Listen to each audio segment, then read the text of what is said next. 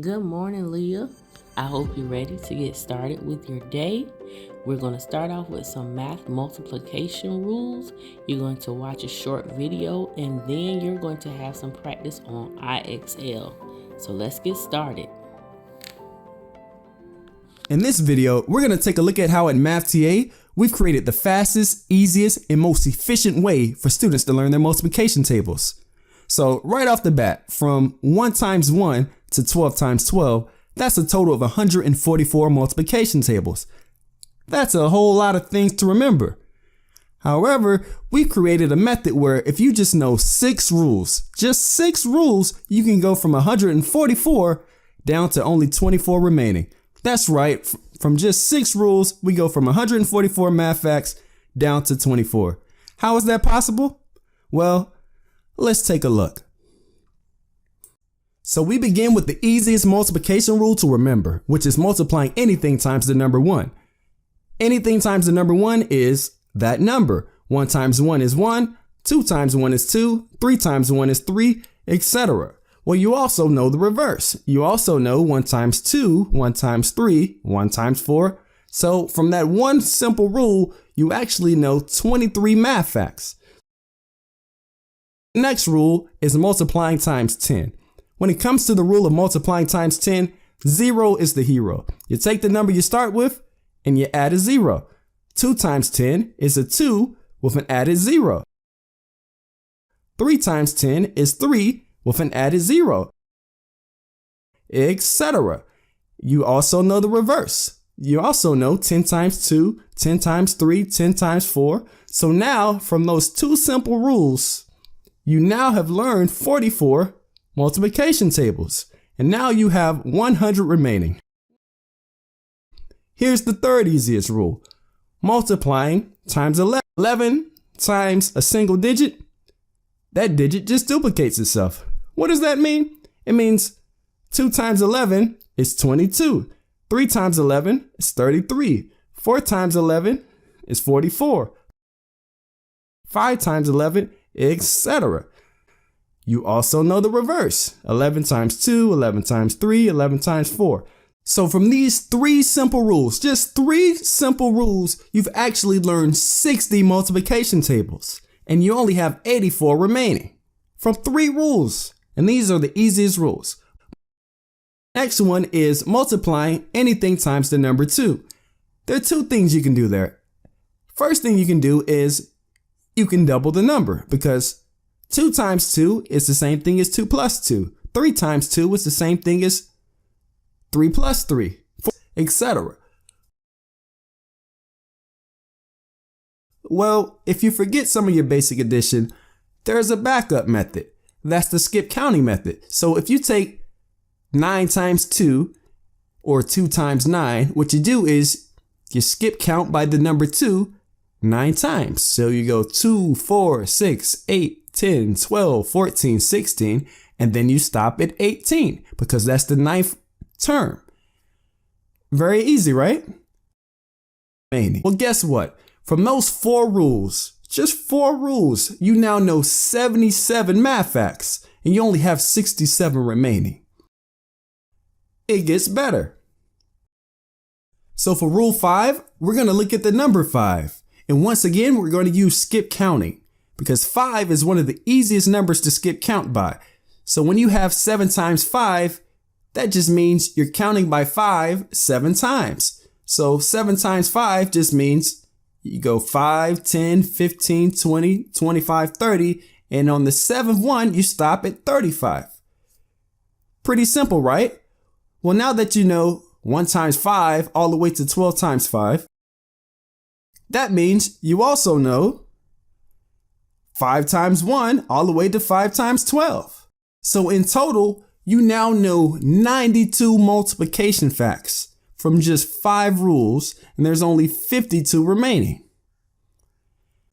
So now for our last rule, which is the rule of 9. When you multiply a number times 9, such as 2, you take that first number 2, and you take 1 less than that number 2. So 1 less than 2 is 1. Then you say 1 plus what number equals 9? Well, 1 plus 8 equals 9. So 8 becomes your second number. So the answer is 18. Or when you have 3 times 9, 1 less than 3 is 2. Then you say 2 plus what number equals 9? 7. So 27. So forth and so on. 4 times 9. 1 less than 4 is 3. 3 plus what number is 9? 6. So your answer is 36. And you can do that all the way up to 9 times 9 to get 81.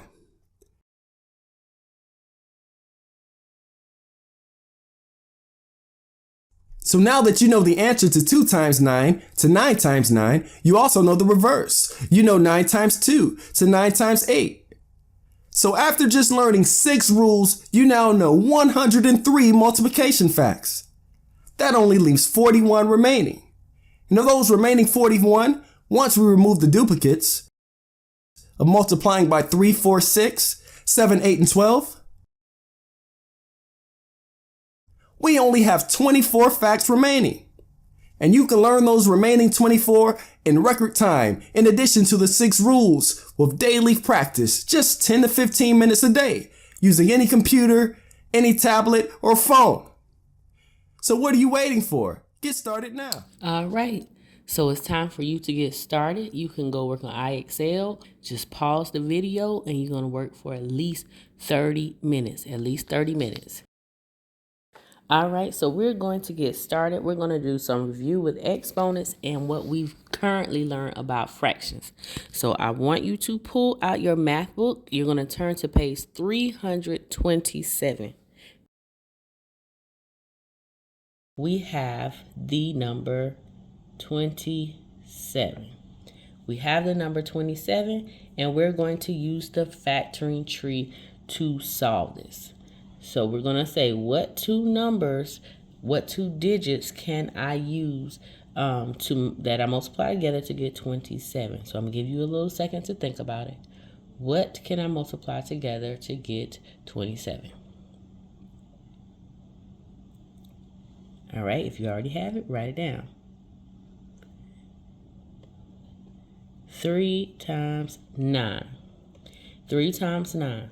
Remember, my primes are those numbers that only have 2 factors, 1 in itself. So I have 3 here. There are no other factors, so 3 is a prime. And then we have our 9. We break it down to 3 times 3. So then when we write our prime factors, we have 3 times 3 times 3. 3 times 3 times 3. And we're using our dots because later when we get further along using variables, those missing numbers, sometimes we use X and we don't want to be confused. So we're using our dots to multiply. All right, so now we have 3 repeated 3 times and multiplying. So we have our base number, which is 3, and then our exponent, which is 3. So 3 to the 3rd power. And you're going to do the same thing for 2, 3, and 4. You can pause the video if you want to and go ahead and solve those. Or we can go on to the next set of problems and you can work it all at the end. So we're going to do a short lesson. I need you to get some notebook paper and a pencil and copy this down because you're going to need this in the next part of the handout. This is a mnemonic device to help you remember the order of operations. Remember, those operations are when you add, subtract, multiply, divide, use exponents.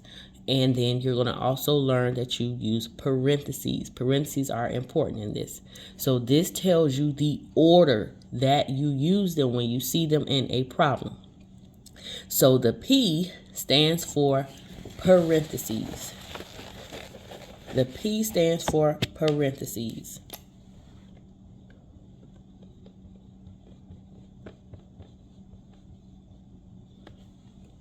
P stands for parentheses. And then you have E for exponents. You have M. What do you think M means? What operation starts with M? Multiply. You have D divide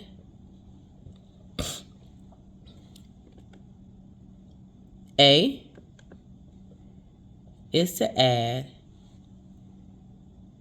and S subtract. And this is the order of operations, the order in which when you see them in a problem, this is the order that you go to solve the problem, right? So it is PEMDAS, P first, parentheses first, whatever's in the parentheses first, E, your exponents. If you see the exponents, you solve the exponents.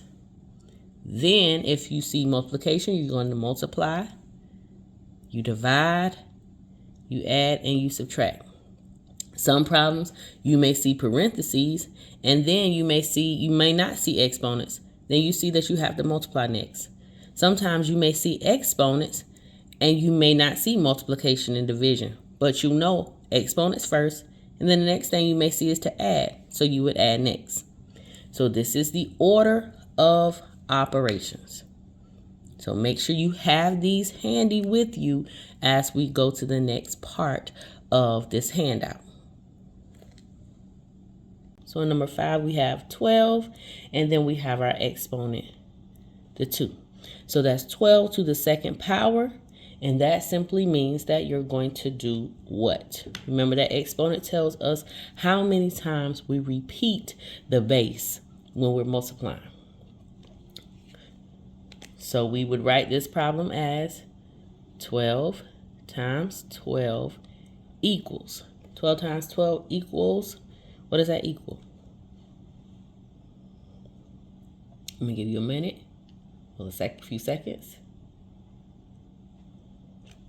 144. If you get it before I say anything, go ahead and write it down. 144 is your answer.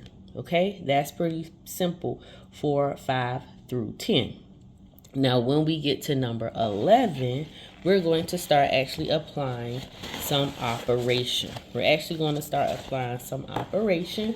So, on number 11, the operation that we're using is addition. So you have 6 to the second power plus 7 to the second power, or 6 squared plus 7 squared. You're going to solve your exponents first. Solve your exponents first. And so 6 squared is simply going to be 6 times 6. What does that equal?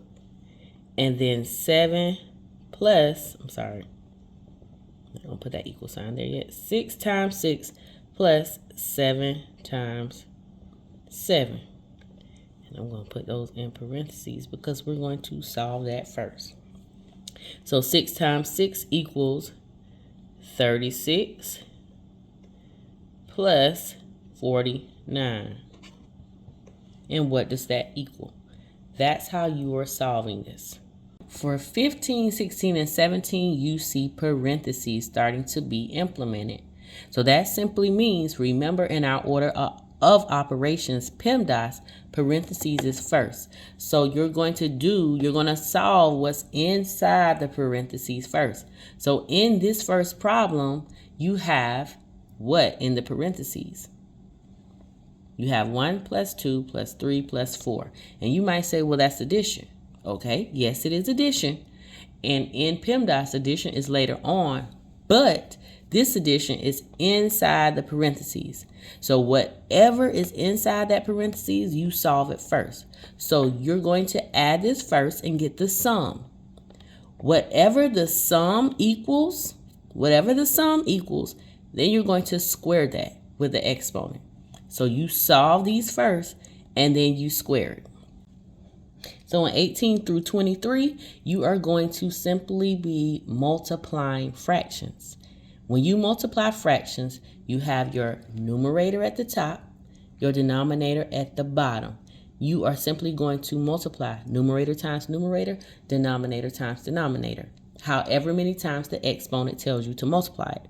So this says 2/3. 2/3 squared. So we have our parentheses. So the reason that they put the parentheses is because they're telling you that you're going to square the entire fraction.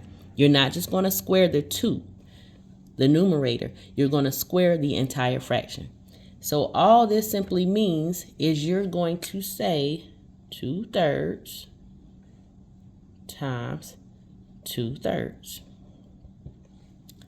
So when you multiply fractions, you multiply exactly what you see. Numerator times numerator. So 2 times 2 is 4. And denominator times denominator. 3 times 3 is 9. So 2/3 squared equals 4/9. And you're going to use that for 18 through 23. Once you get to number 23, you can stop. We're going to do the square roots on tomorrow. For science, you're going to read section 2.5 and answer the questions.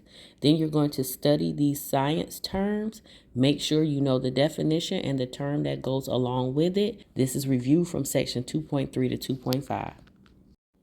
For language arts, you have lesson 28. You have lesson 28. That's pages 38, 39, and 40 that we're going to focus on. You're only going to focus on comma rule number 1. That first comma rule that says use a comma and a coordinating conjunction and, but, or, nor, for, yet to join two simple sentences. And we've gone over this rule where you have that comma plus the conjunction. So on page 39, you're going to focus on numbers 1 through 8. You see your directions there.